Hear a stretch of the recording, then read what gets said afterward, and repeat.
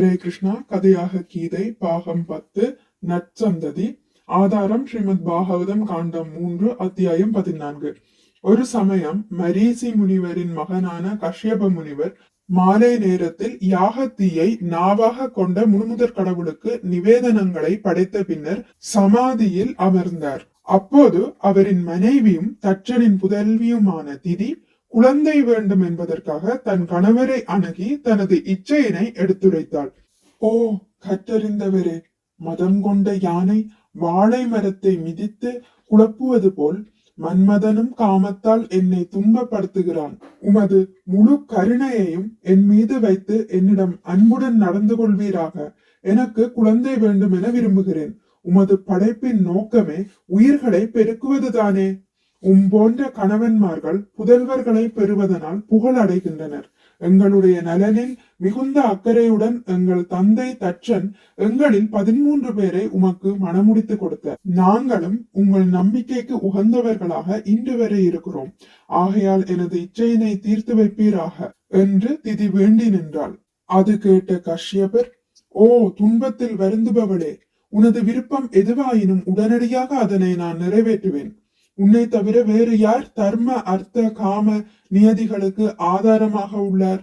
படகால் ஒருவன் கடலை கடப்பது போல் ஆபத்தான இவ்வாழ்க்கையை மனைவியின் மூலமாக ஒருவன் கடக்க இயலும்.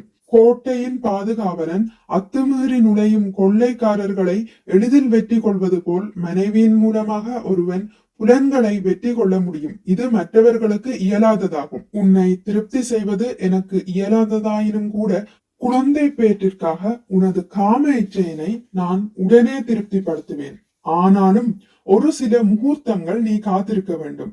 அப்போதுதான் பிறர் என்னை பழிகூற மாட்டார்கள். இக்குறிப்பிட்ட நேரமானது மிகவும் அமங்கலமானதாகும். ஏனென்றால் இந்நேரத்தில் பயங்கர தோற்றமுடைய பூதகணங்களும் அவற்றின் தலைவரும் அவரோடு இருக்கும் அவரின் துணைவர்களும் கண்ணுக்கு தென்படுகின்றனர். இந்த நேரம் பூதகணங்களின் தலைவரான சிவபெருமான் தனது காளை வாகனத்தில் மீது அமர்ந்து வர அவருடன் தங்களது நன்மைக்காக அவரை பின்பற்றும் பூதங்களும் சேர்ந்து வரும் நேரமாகும். சிவபெருமானின் மேனி சிவந்த நிறமுடையது. அவர் களங்கமற்றவர் என்பதோடு தன் உடல் எங்கும் சாம்பலை பூசியிருப்பவரும் ஆவார். சுழல் காட்டினால் பறந்து வந்த சுடுகாட்டு தூசி அவருடைய சடைமுடியில் ஒட்டியிருக்கும். சூரியன், சந்திரன் மற்றும் அக்னி ஆகிய 3 விழிகளை உடைய அவர் உனது கணவரின் இளைய சகோதரர் ஆவார். சிவபெருமான் யாரையும் தன் உறவினராக கருதுவதில்லை. இருந்தும் அவரோடு தொடர்பில்லாதவர் என்று ஒருவரும் இல்லை. அவர் யாரிடத்தும் விருப்பும் கொள்வதில்லை, வெறுப்பும் கொள்வதில்லை. இவ்வாறாக கஷ்யப முனிவர் திதிக்கு அறிவுரை கூறினார். ஆனாலும் மன்மதனால் தூண்டப்பட்ட திதி வெட்கமும் ஞானமும் அற்ற ஒரு பரத்தையை போல் தன் கணவரின் ஆடைகளை பிடித்து இழுத்தாள். மனைவியின் உள்ள கிடக்கை அறிந்து கொண்ட கஷ்யப முனிவர் தடை செய்யப்பட்டிருக்கும் நேரத்தில் அச்செயலை செய்வதற்கு சம்மதித்தார். பின்னர் அவர் வணங்குவதற்குரிய விதிக்கு வணக்கம் செலுத்திய பின் தனிமையான இடத்தில் திதியுடன் கூடினார். பின்னர் கஷ்யபர் நீராடி விட்டு சமாதி நிலையில் அமர்ந்து பேச்சை கட்டுப்படுத்தி மந்திரத்தினை வாயில் ஜபித்தபடி பிரம்ம ஜோதியின் தியானத்தில் ஆழ்ந்தார். இதன் பின்னர் தவறான செயலினால் முகம்பாடி தலை குனிந்த திதி தன் கணவனை அணுகி, அன்பிற்குரிய கணவரே, அனைத்து உயிர்களுக்கும் தலைவரான சிவபெருமான் எனது கருவை அழிக்காதிருக்கும்படி பார்த்து கொள்ளுங்கள்.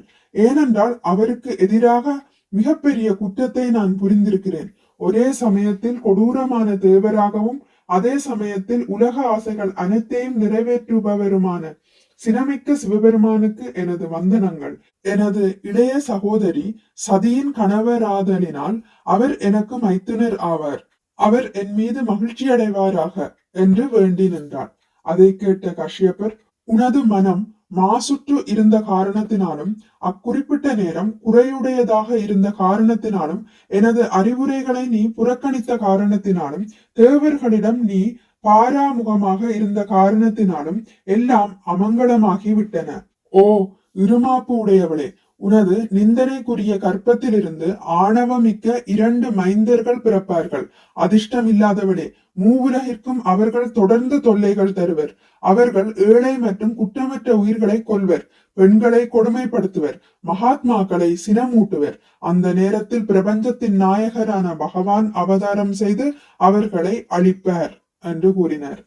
இவ்வாறாக திதியின் கற்பத்திலிருந்து கொடூரமான அசுரர்களான இரண்யாட்சனும் இரண்ய கஷிப்புவும் தோன்றினர். அவர்கள் தொடர்ந்து உலக நலனிற்கு கேடு விளைவித்தனர். இறுதியில் பகவானின் அவதாரங்களான வராகர் மற்றும் நரசிம்மரால் கொல்லப்பட்டு நற்கதி அடைந்தனர். இவ்வாறாக கஷ்யபர் கூறியவாறு தவறான முறையில் தவறான நேரத்தில் மாசுட்ட மனதுடன் கர்ப்பம் ஏற்றதால் மிக கொடூரமான குழந்தைகள் பிறந்தன. இக்கருத்தையே பகவத்கீதை 1.40 கிருஷ்ணா அதர்மம் தலையெடுக்கும் போது குல ஸ்திரிகள் களங்கமடைகின்றனர். குல பெண்கள் களங்கமடைவதால் பார்ஷ்னேயா தேவையற்ற சந்ததிகள் உண்டாகின்றனர் என்று குறிப்பிடுகிறது. நல்ல சமுதாயம் உருவாவது பெண் குலத்தின் கற்பை பொறுத்து இருக்கிறது. குழந்தைகளை தவறாக வழிநடத்துதல் எளிது, அதுபோல் பெண்களும் தவறாக வழிநடத்தப்படுதல் எளிது. ஆகவே குழந்தைகளுக்கும் பெண்களுக்கும் குடும்ப உறுப்பினர்களின் பாதுகாப்பு அவசியம் தேவை. பெண்கள் மனம் முடிக்கும் முன் தந்தையாலும், மனம் முடித்த பின் கணவனாலும், கணவனுக்கு பின் மகனாலும் ஆக எந்நிலையிலும் பாதுகாக்கப்பட்டு வழிகாட்டப்பட வேண்டியவர்கள் என்பது சாஸ்திரத்தின் கூற்று. பல்வேறு பக்தி சேவைகளில் ஈடுபடுத்தப்படுவதன் மூலம் பெண்கள் பாதுகாக்கப்படுகின்றனர். அவர்களது கற்பும் பக்தியும் நல்லதொரு சமுதாயத்தை உருவாக்கும். தர்மம் குலையும் போதும் இத்தகைய பாதுகாப்பை மீறும் போதும் பெண்களும் ஆண்களும் கலந்து செயல்படும் சுதந்திரம் பெறுகின்றனர். இதனால் பெண்களின் கற்பு சிதறி முறையற்ற உறவுகள் தோன்றி தேவையற்ற சந்ததிகள் உண்டாகின்றன. அனுமதிக்கப்பட்ட குடும்ப வாழ்விலும் கூட தவறான நேரத்தில் தவறான மனநிலையில் உறவு கொண்ட காரணத்தினால் கஷ்யபருக்கும் திதிக்கும் உலகுக்கு கேடு விளைவித்த அசுரர்களான இரண்யாட்சனும் இரண்ய கஷிப்புவும் பிறந்தனர். இல்லற வாழ்விலும் கூட கட்டுப்பாடற்ற உறவை சாஸ்திரம் அனுமதிக்கவில்லை. உதாரணமாக பகல் நேரத்திலோ சந்தியா நேரங்களிலோ ஏகாதசி போன்ற விரத நாட்களிலோ விலக்கப்பட்ட நாட்களிலோ உறவு கொள்வதை சாஸ்திரங்கள் அனுமதிக்கவில்லை. இவ்வாறு இருக்கையில் இல்லறத்திற்கு முரண்பட்ட முற்றிலும் தவறான முறையில் வரும் உறவினால் பிறக்கும் குழந்தைகளை பற்றி கூற என்ன இருக்கிறது? ஹரே கிருஷ்ணா. இத்துடன் முடித்துக் கொள்கிறேன். இனி அடுத்த பதிவில் இறைவன் தந்த உறுதி என்பதை பற்றி வாசிக்கலாம். நன்றி. ஹரே கிருஷ்ணா. உங்களுக்கு இந்த வீடியோ பிடித்திருந்தால் லைக் பண்ணுங்கள், ஷேர் பண்ணுங்கள், சப்ஸ்கிரைப் பண்ணுங்கள். நோட்டிபிகேஷன் பெல்லை அழுத்துவதன் மூலம் அடுத்த பதிவுகள் உங்களை வந்தடையும். பகவான் ஸ்ரீ கிருஷ்ணரை பற்றி கேட்டு மகிழ்வோம். ஹரே கிருஷ்ணா.